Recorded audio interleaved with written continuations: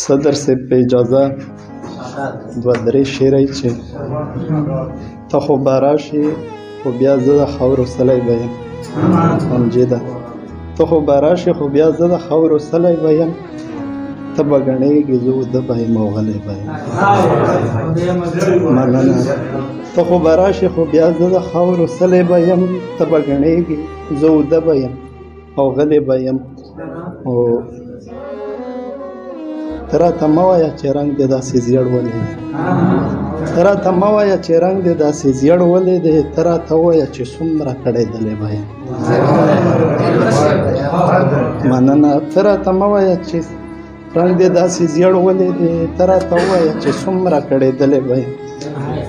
او صدر صاحب په اجازه لنډ بهر شعرونه یې چې ریحانه وایي چې ژوند وکړو که جنګ وکړو څنګه پتا ننګ وکړو ژوند وکړو که جنګ وکړو څنګه پتا ننګ وکړو بیا به هم لمبه شو مونږ کوی که د پتنګ وکړو بیا به هم لمبه شو مونږ کوی که د پتنګ وکړو او بخنام صاحب شعر دی سوله که په مونږ راغله خو به په پالنګ وکړو سوله که په مونږ راغله خو به په پالنګ وکړو درګورم تا ته چې درګورم وایم چې لنګ وکړو مننه تا ته چې درګورم وایم چې لنګ وکړو او ستا د نفرتونو نه هسې نه چې زنګ وکړو